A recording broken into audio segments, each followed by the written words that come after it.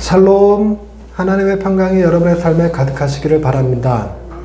제가 말씀을 읽다 보면 참 놀랍게 여겨지는 신앙의 고백들이 나옵니다. 물론 가장 아름다운 고백이라고 부르면 베드로의 신앙 고백이겠죠. 주는 그리스도시요 살아계신 하나님의 아들이십니다 라고 했던 그 베드로의 고백이 예수님의 마음을 기쁘시게 해드렸고, 예수님은 그 베드로에게 천국 열쇠를 주시죠. 그 본문에 대해서는 우리가 다음 주에 한번 다루게 될 것입니다. 그런데 베드로의 고백 말고도 제가 성경을 보면서 놀랍게 느껴지는 신앙의 고백들이 있습니다. 물론 아브라함은 그로 인해서 믿음의 조상이 됐다고 불려지는 사람이기 때문에 너무나 유명해서 제외하더라도요, 예수님께서 어느 한 마을에 들어가셨을 때 온몸에 나병을 가지고 있었던 나병 환자가 예수님 앞에 엎드려서 했던 고백이 성경 처음 읽을 때, 제가 이거 처음 읽을 때가 아니라 그 본문을 봤을 때 제대로 읽은 거 맞나 싶은 느낌이 드는 얘기를 합니다. 그때 나병 환자가 예수님께 했던 이야기가 이럽니다. 원하시면 저를 깨끗하게 하실 수 있나이다. 다시 한번요. 원하시면 저를 깨끗하게 하실 수 있나이다 라고 고백을 해요. 이게 왜 놀라운 고백이냐면요, 보통 환자가 의사를 찾아가면 의사한테 하는 말이 살려달라고, 고쳐달라고 하겠죠. 제가 이번에 잇몸에 종양이 생겼습니다. 그 물혹 같은 건데요, 이번에 생긴 게 아니라 물혹이 있었는데 이번에 스트레스를 받아서 여기에 염증이 생긴 거래요. 그러면서 그 통증이 엄청났습니다. 너무 아픈 거예요. 얼마나 아픈지 병원에서 웬만하면 처방 안 해준다고 하는 가장 독한 진통제를 줬는데 그걸 먹어도 통증이 좀 저는 가라앉질 않는 거예요. 그러니까 이게 너무 아프니까 치과병원에서 대학병원을 가보래요. 그래서 얼른 대학병원에서 빨리 수술을 받는 게 좋겠다고 그래갖고 대학병원에 갔는데 아주대병원은 5개월이 밀려있대요, 수술이. 그리고 그 옆에 빈센트 병원도 한사건 3개월 밀려있고, 그래서 천안 단대에 치과병원이 있거든요. 그래서 거기까지 내려갔더니 거기는 10월달이 되어야지만 수술할 수 있다고 합니다. 지금 통증이 너무 심해서 응급으로 해도 수술을 받고 싶은데 이거는 응급 환자로도 안 받아준다고 그러네요. 근데 제가 거기 가서 만약에 의사 선생님이 원하시면 저를 고쳐주실 수 있습니다. 저 고쳐주시길 원하십니까? 이러고 묻겠습니까? 붙잡고 응급으로라도 좀 수술 좀 해달라고, 응급으로라도. 이렇게 사정하게 되더라고요. 그래서 지금 이게 어떻게 됐느냐, 통증은 좀 가라앉아서 지금은 말하기가 좀 편안한데 약간 이 주먹으로 한 대 얻어맞은 듯한 통증이 좀 있어서 말이 조금 꼬여요. 제가 여기가 좀 얼얼하게 아픕니다. 그리고 이번 주 금요일에 정말 천만다행으로 용인 세브란스 병원에서 수술을 할 수 있다고 하더라고요. 그러니까 수술 한번 해보겠다고 병원 5군데를 돌아다녔습니다. 대학병원을. 너무 아프니까. 근데 용인 세브란스에서도 제가 제일 궁금한 건 언제 수술 받을 수 있냐는 거였는데 그 얘기를 안 하고 자꾸 딴 얘기만 하는 겁니다. 그래갖고 언제 수술 받을 수 있는데요? 그랬더니 이번 주 금요일날, 아니 다음 주 금요일날 가능하시겠어요? 그러길래 순간 비명을 지냈어요. 그 자리에서 와우! 이렇게 정말로 리얼로 찐으로 그냥 와우! 그래서 그러면서 감사합니다 그러고 나왔어요. 그래서 이번 주 금요일날 수술 받습니다. 전신 마취를 하는 수술이라고 그래요. 수술 자체가 어려운 게 아니고 여기에 국소 마취를 해도 통증을 느끼는 부위가 있답니다. 그래서 이 수술은 어쩔 수 없이 전신 마취를 해야 된다고 그러네요. 근데 전신 마취를 한다고 그러니까 마취과도 이렇게 협진해야 되고, 제가 당뇨병이 있어서 당뇨과, 내분비과도 협진해야 되고 뭐 이런 게 조금 복잡한 게 있긴 할 뿐이죠. 수술 자체는 간단하다고 하더라고요. 그래서 토요일날 혹은 금요일날 저녁이나 토요일날 아침에 퇴원을 할 건데, 문제는 그 다음날 주일날 제가 말을 할 수 있을런지, 수술 후에. 그래서 미리 영상을 하나 찍어 놓고 다음 주에는 예배 중간에 영상 틀 수도 있습니다. 네. 전 여기서 그냥 거의 기어 들어가는 목소리로 간신히 내고 뭐 찬양도 이렇게 영상 틀고 뭐 이렇게 하게 될지도 모르겠어요. 어찌 됐든 간에 지금 그런 상태입니다. 그런데 저보다 더 심한 경우가 나병 환자겠죠. 나병 환자가 예수님 마을에 계시는 예수님 앞에 왔다는 것 자체가 뭘 의미하냐면요. 나병 환자는 사람들이 있는 마을에 들어갈 수가 없습니다. 만약에 들어갈 거면 어떤 조치를 취해야 되냐면 자신의 옷을 좀 찢어서 피부에 나병이 있다는 것을 사람들한테 알려야 돼요. 그래야 사람들이 다가오지를 않겠죠. 그리고 윗니스를 가린 상태에서 나는 부정한 사람입니다. 나는 부정한 사람입니다를 외치면서 지나가야 돼요. 그래야 사람들이 피하죠.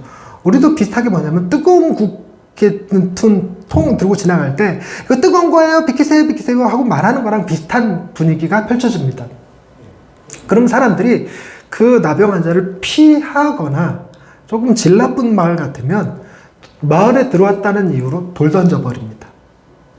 그런데 그런 나병 환자가 그런 위협을 무릅쓰고도 예수님 앞에 와서 엎드렸다는 것 자체가 얼마나 간절히 병을 고치고 싶었을 것인가 하는 거죠. 짐작하고도 남음이 있죠. 그런데 예수님 앞에 와서 엎드렸다는 사실로 보아서 이 사람이 이 규정을 지키지 않았던 것 같아요. 즉 자기가 나병인 걸 보여주고 잇입술을 가리면서 나는 부정한 사람입니다 외치면서 들어오진 않았던 것 같습니다. 그러니 예수님한테 와서 저 나병이에요. 저거 좀 고쳐주세요. 뭐 이렇게 자신의 질병을 얘기하고 치료를 요청하는 행위는 할 수 없었을 것이고 그저 뭐라고밖에 대답할 수 없냐, 뭐라고밖에 말할 수 없었냐면 저를 좀 고쳐주세요 라고 말할 수밖에 없는 상황이에요.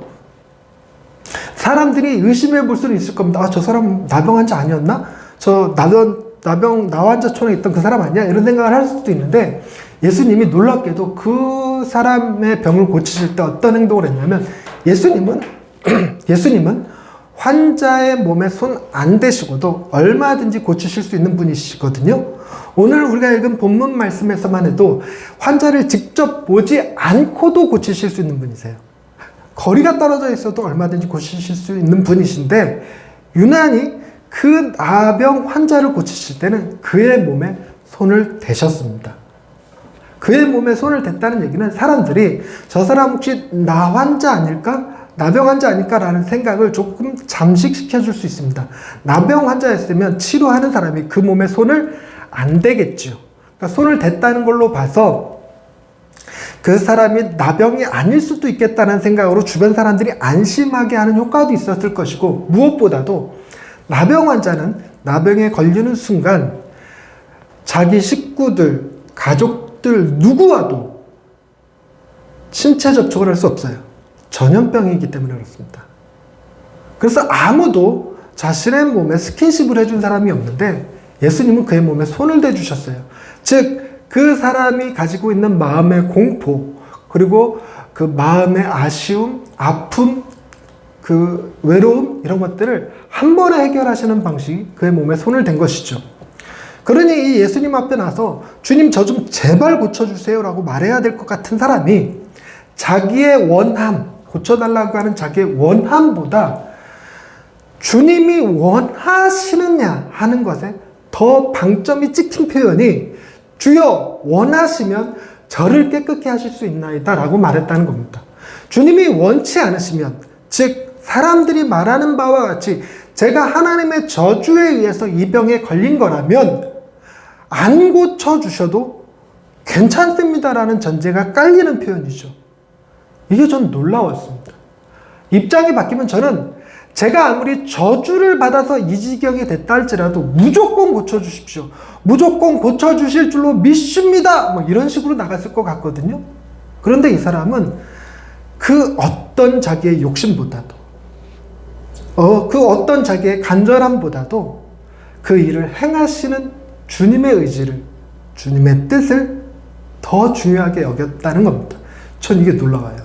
과연 우리의 믿음의 사람들이, 신앙생활하는 우리들이 이런 고백을 할 수 있을까 생각하면 어려울 것 같습니다.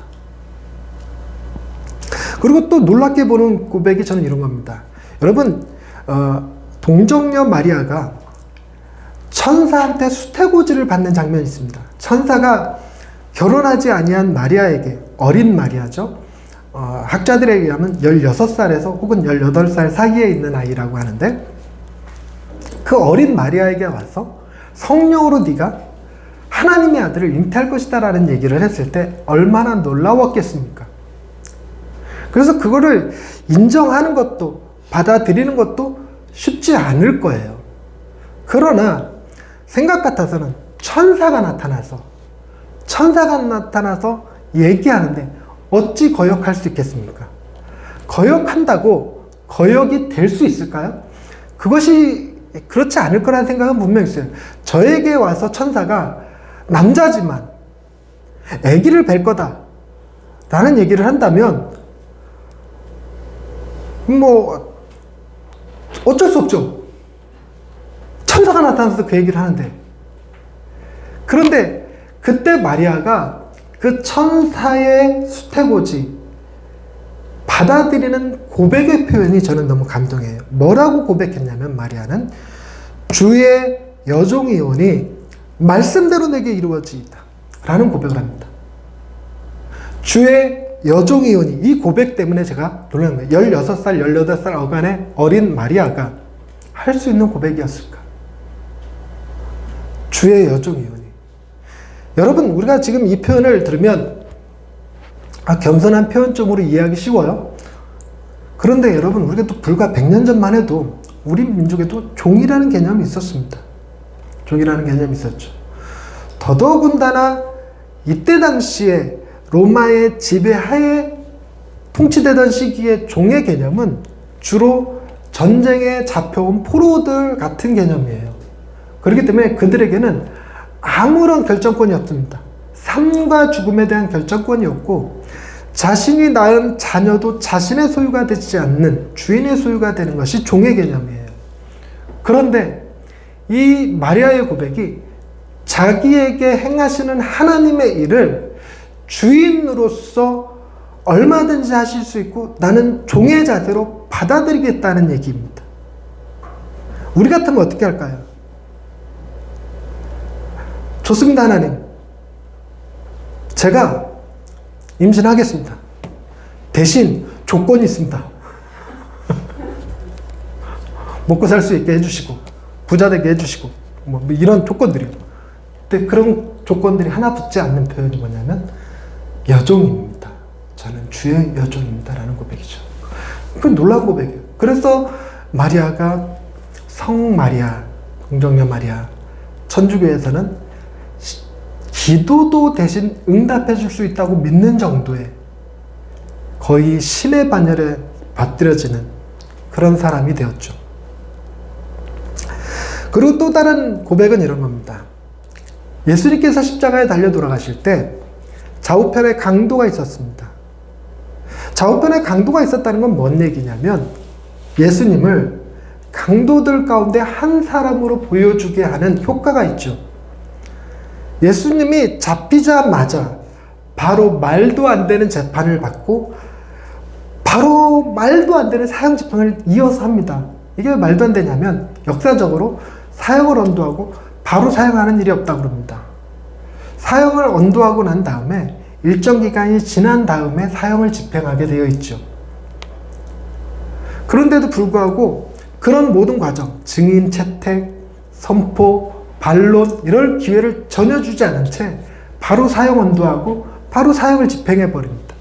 그렇기 때문에 사람들에게 알려질 기회가 많지 않았어요. 더더군다나 6월절을 앞두고 있었기 때문에 외국에서 많은 사람들이 지금 들어와 있는 상태니까 저가 왜 죽지라는 생각을 하게 마련이겠죠. 그런데 이미 앞서서 사형 언도를 받고 죽음을 기다리고 있었던 사형수 둘이 있었으니, 두 사람은 유명한 강도였어요. 사람들이 다 알고 있었고 이미 입방아에 소문 다 난 사람입니다. 그 사람과 함께, 그것도 정 가운데 매달려 있다면 예수님은 강도들 중에 한 명이거나 그의 수장쯤으로 사람들이 인식하게 만드는 효과가 있죠. 근데 이 두 강도는 조금 억울하다고 싶은 게, 여러분 6월절 전날에는 사형 집행을 하지 않습니다. 상식적으로 많은 관광객들이 이미 들어와 있는 상태에 사형 집행이라는 게 웬 말입니까? 그거 보겠다고 멀리서 왔겠습니까? 6월절 제사 지내겠다고, 하나님 앞에 예배 드리겠다고 모여든 사람들이죠. 그런 사람들이 죽음의 행렬을 보게 되는 것은 가히 좋은 경험은 아닐 겁니다. 그런데도 불구하고 사형을 집행했던 건 예수님이 유월절에 살아계시는 것을 원치 않았기 때문인데, 강도들은 유월절 전날이니 이제 잘하면 유월절 지날 때까지는 살아있겠구나. 더더군다나 유월절 지나면 오순절이 시작됐기 때문에 오순절 기간에도 사형 집행을 안 합니다. 그러니 한 50일 정도는, 60일 정도는 더 살 수 있겠구나. 혹 60일이 지나서 사면받을 수도 있겠구나. 60일이 지나서 민중분기가 일어나서 해방될 수도 있겠구나 하는 생각을 가지고 있는데, 그런 생각에 찬물을 끼얹듯이 아침에 문이 벌컥 열리더니 너 나와. 그리고 예수를 강도의 한 사람으로 보여지게 만드는 디스플레이용으로 십자가에 매달립니다. 굉장히 황당한 일이죠. 이렇게 황당한 일을 겪으니 한편 강도가 화가 날 법도 합니다. 우리는 그 상황에서 욕 안 하기란 굉장히 어렵습니다. 그죠? 그 상황에서 욕을 안 할 수가 없어요. 그런데 뭐라고 하냐? 비방하여, 예수님을 비방하여 말하기를 네가 하나님의 아들이라며 그러면 너를 구원하고 우리를 구원하라 라고 외치죠. 그때 반대편에 있던 한편 강도가 이런 얘기를 합니다. 네가 동일한 정죄를 받고서도 하나님을 두려워하지 아니하느냐? 우리는 우리가 행한 일에 상당한 보응을 받는 것이 이에 당연하거니와 이 사람이 행한 것은 옳지 않은 것이 없느니라. 이 사람이 행한 것은 옳지 않은 것이 없느니라. 단순히 입 발린 소리로만 한 게 아니라 그 다음 고백이 주여 당신의 나라에 임하실 때 나를 기억하옵소서 라고 고백을 해요. 예수님은 그 고백에 화답하듯이 네가 오늘 밤 나와 함께 낙원에 있으리라 말씀하셨죠. 전 이 한편 강도가 굉장히 놀라운 고백을 했다고 생각합니다. 거기 모여있는 많은 사람들이 전부 다 예수를 사기꾼으로, 정치범으로, 사형수로 대하고 있고 조롱하고 핍박하고 구경거리 삼고 있는 마당에 심지어 예수님의 제자들은 예수님이 아무 죄 없으신 분이라는 것을 증언할 수 있는 사람들은 전부 다 도망간 상태에서 아무도 예수를 변호해 주지 않을 때 그 예수에 대하여 변호해 준 유일한 사람이 이 한편 강도입니다. 이 사람이 착한 사람이냐? 아니에요. 정말 유명한 강도에 불과합니다. 그런데도 그 고통의 순간에, 그 아픔의 순간에 예수님을 변호할 수 있었다는 것, 굉장히 놀랍습니다. 저는 제가 성경에서 좋아하는 인물들이 예수님 대신 십자가를 짊어졌던 구레네 시몬과 예수님을 변호해줬던 이 한편 강도입니다. 천국에 가면 제일 먼저 만나고 싶은 사람들이고 또 이들에게 제일 먼저 큰절을 하고 싶은 사람입니다. 굉장한 놀라운 고백이에요. 우리는 생각해 봅니다. 과연 우리도 이런 고백을 할 수 있을까? 우리에게 억울한 일이 닥쳤을 때, 우리에게 질병이 생겼을 때, 혹은 오늘 읽었던 수로보니게 여인처럼 아픈 자녀가 있을 때, 귀신 들린 딸아이가 있을 때 과연 주님 앞에 뭐라고 고백할 것인가? 뭐라고 이야기할 것인가? 우리는 매달릴 거고 뜻대로 잘 안 되면 원망할 거고 더 심하게는 하나님을 부정하고 떠나버릴 수도 있죠. 우리는 그런 일들을 정말 많이 경험합니다. 세상에 조금만 어려운 일이 생기면 하나님이 과연 계시냐 하는 신정론, 신이 과연 계시냐 하는 논쟁이 벌어지죠. 우리나라는 세월호 사건 때 엄청난 논쟁에 휩싸였습니다. 이번에 코로나를 지나면서 과연 하나님이 계신 것 맞냐? 조롱거리가 되기도 했죠. 우리들의 삶에서도 마찬가지입니다. 하나님이 우리 삶에 왜 이렇게까지 이 어려움을, 이 아픔을 주시느냐고 원망할 때가 참 많아요. 오늘 본문은 특별히 그 정점에 있는 것 같습니다. 예수님께서 두루와 시돈 지방에 가셨어요. 거긴 이스라엘 경내가 아닙니다. 그러니 오늘날로 얘기하면 외국에 가신 거예요. 외국에 가신 이유가 이스라엘 경내에서 너무 지치셨습니다. 좀 쉬기를 원하셨다고 그래요. 그래서 좀 쉬려니 가는 겁니다. 여러분, 가끔 제가 그 인터넷으로 외국 가서 그 연예인들이 뭘 하는 것들 프로그램 있잖아요. 윤식당이라든가 버스킹 하는 건 뭐라 그러죠? 네, 있습니다. 버스킹 하는 프로그램. 유럽 같은 데서 버스킹하고. 알면 좀 큰 소리로 얘기 좀 해줘요. 뭐 말하고 싶어갖고 다음 설교가 진행이 안 되잖아, 지금. 비긴 어게인. 비긴 어게인. 근데, 그런데 가면, 아무리 한국에서 유명한 사람일지라도, 아무도 알아보는 사람이 없으니까, 편하게 행동한다는 거예요. 윤식당에 누가 나왔냐면, 방탄소년단의 귀가, 김태형인가 이름이? 윤식당에 알바생으로 출연을 했더라고요. 근데 아는 사람이 없으니까 되게 편안하게 움직여요. 편안하게 있어요. 근데 워낙에 유명해서 사람들이 힐끔힐끔 쳐다보면서 알아보는 사람들이 있는 거예요. 혹시 방탄소년단 아니야? 그랬더니 에이, 비슷한 사람이겠지. 설마 방탄소년단이 이런 분식집에서 알바하고 있겠냐? 이런 분위기죠. 그래서 그들의 정체가 한 팀에 의해서 이렇게 예리한 눈을 가진 사람이죠. 예리한 눈이라기보다 그 연예인을 무지하게 좋아하는 사람이었겠죠. 당신 혹시 BTS 아니냐고. 맞다고. 그래서 당신 혹시 기생충에 나왔던 그 영화배우 아니냐고. 맞다고. 이렇게 된 거예요. 그리고 그 중에 한 명은 캡틴 마블의 다음 편에 출연할 사람이라고 그러네요. 우리나라 사람인데. 이름은 제가 잘 모르겠는데. 엄청난 월드 클래스 사람들인 거잖아요. 그걸 알아보고 막 감탄을 하는 거예요. 와, 우연히 들어온 식당에 종업원이 방탄소년단이고 기생충 멤버, 캡틴 마블에 나올 사람이 뭐 이런 사람들인 거죠. 그러면서 하는 얘기야. 당신들이 여기 있으면서 좀 편하셨겠다고. 서울에서는 길거리도 함부로 못 돌아다녔을 텐데. 이런 거죠. 예수님도 마찬가지로 이스라엘 경내에서는 알아보고 예수님 앞에 와서 병 고쳐달라는 사람들이 워낙 많았기 때문에 조금 쉬기 위해서라면 외부로 나가셔야 했을지도 모릅니다. 그렇게 해서 갔어요. 갔는데도 불구하고 이미 거기에도 예수님에 대한 소문이 나서 귀신 들린 딸을 둔 이 여자가 와서 예수님한테 고쳐달라고 외치는 거예요. 예수님이 3번에 걸쳐서 외면을 하십니다. 첫 번째는 들은 척도 안 했고, 두 번째는 제자들이 너무 시끄럽게 떠드니까 한마디 해주세요 그랬더니 이스라엘에 잃어버린 양 외에는 보냄을 받지 않았다라고 거절하시고, 세 번째는 정말 심하게 말씀하셨어요. 자녀의 떡을 취하여 개들에게 던지면 마땅치 않도다. 여기서 원어를 살펴보면 이 개라는 표현은요, 큰 개, 우리가 말하는 그 성견의 개가 아니라 개의 어린 새끼를 표현하는 단어를 썼어요. 그러니까 우리식으로 표현하자면 개, 이 리얼 발음으로 가능하신 분들 계시죠? 네. 강아지.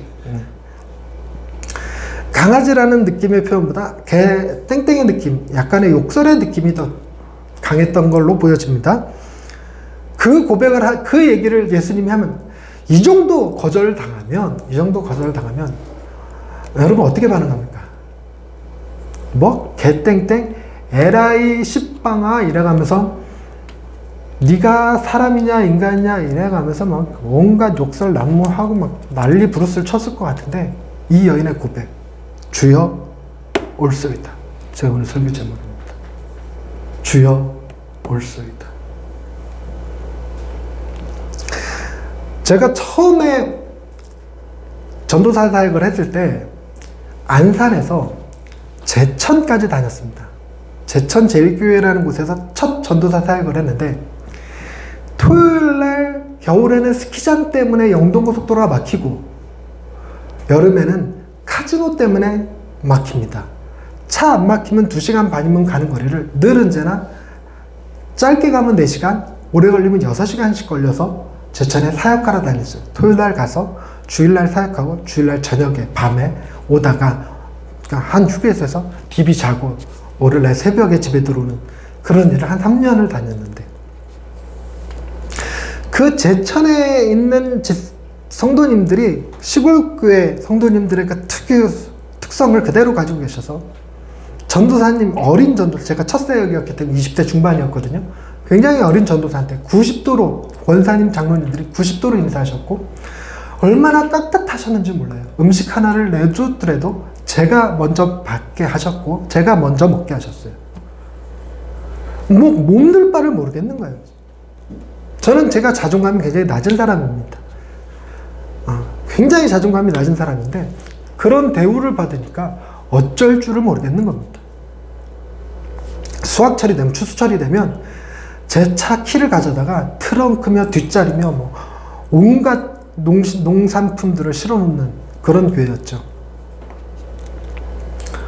그 교회를 가면서 차 안에서 운전하면서 가는데 기독교 방송에서 노래 하나가 흘러나옵니다. 소리엘이 부른 노래인데요. 다니엘이라고 하는 곡입니다. 다니엘이 사자굴에 들어가고 다리오 왕이 다음날 와서 굴을 치워요. 그리고 다니엘한테 다리오 왕이 묻죠. 다니엘아, 하나님이 너를 지키셨느냐? 멀쩡하냐? 라고 질문합니다. 그때 다니엘의 고백이 이렇습니다. 제가 누구만 없으면 노래를 직접 부를 것 같은데 누가 있어서 노래를 못 부르겠고 왕이시여 죽음을 주셔도 은혜인 저에게 사자의 입에서 벗어나 구원을 베푸셨나이다 라고 고백을 합니다. 그 얘기를 딱 찬양을 듣는데 죽음을 주셔도 은혜라는 말이 제 귀에 딱 꽂히면서 눈물이 퍽 터졌어요. 아멘 하면서 울어버렸습니다. 정말 죽음을 주셔도 은혜라는 생각을 가졌어요. 어떻게 나 같은 자가 전도사가 되어서 이렇게 귀한 성도님들의 사랑을 받으면서 사역을 할 수 있는지 그게 너무 고맙고 너무 신기하고 놀라워서 정말 지금 죽어도 은혜겠구나라는 리얼한 감정의 고백이 나왔어요. 아멘이 터진 거죠. 눈물이 쏟아졌습니다. 근데 눈 떠보니까 차가 밀려있더라고요. 이렇게. 급브레이크를 밟으면서 지금은 말고요 그랬던 거죠. 저는 그때의 경험이 제 목회의 철학같이 되어버렸습니다. 하나님이 주시는 거라면 작은 고난, 큰 고난 그 어떤 것 하나 무가치한 건 없다. 하나님이 주시는 거라면 그건 은혜다. 질병도 아픔도 상처도 외면도 슬픔도 다 나를 키우시고 만지시는 하나님의 은혜의 손길이라는 고백이죠. 더 나아가서 죽는다 할지라도 하나님의 은혜입니다 라고 고백할 수 있는 사람이 된 거예요.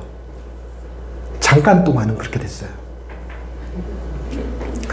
그럼에도 불구하고 살면서 아픈 일이 생기고 힘든 일이 생기면 그때를 싹 잊어버리고 또 원망합니다. 하나님 어떻게 제게 이러실 수 있습니까? 너무 힘들어요. 하나님 이번에 좀 건져주세요. 살려주세요. 이런 고백을 하게 되는 거죠. 이번에 어땠을 것 같은가요? 이번에 어땠을 것 같아요? 여러분 9월 마지막 주에 제가 폴란드로 갑니다. 폴란드 바르샤바 한인교회에서 부흥의 강사로 저를 초대해 주셨어요. 전 이런 거 너무너무 좋아합니다. 그냥 너무 신기해요. 어떻게 나를 외국에서 부흥의 강사로 부를 수 있지? 너무 신기합니다. 제가 오늘 여기 사진 딱 찍어갖고 그분들한테 보내주면 취소할지도 몰라요. 그랬는데 이게 생긴 겁니다. 이 통증 가지고는 도저히 폴란드를 갈 수가 없어요. 이 통증 가지고는 가서 3박 4일 동안 부흥회를 인도할 자신이 없는 거예요. 그래서 빨리 하루라도 치료를 하고 싶었어요. 수술을 빨리 해서 치료 기간이 끝나서 폴란드에 가서는 멀쩡한 입이 되어서 설교하고 싶은 거죠. 근데 제가 만약에 그때의 신앙을 그대로 가지고 있었더라면, 주님이 막으시는 거라면 이것도 은혜입니다 라고 고백했을 것 같아요. 하나님한테 묻지도 않았습니다.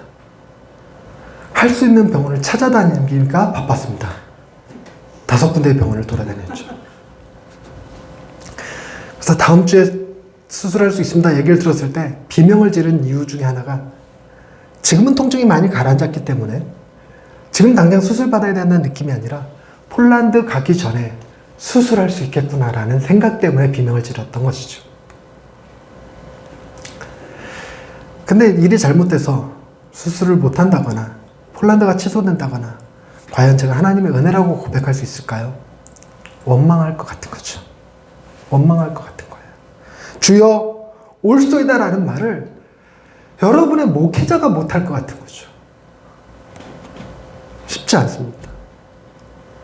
하나님은 우리에게 그런 믿음의 고백을 듣고 싶으셨을 것입니다. 주님이 원하시면 해주세요. 주님은 아무 죄 없으신 분이십니다. 주의 여종이니까 주의 뜻대로 해주옵소서.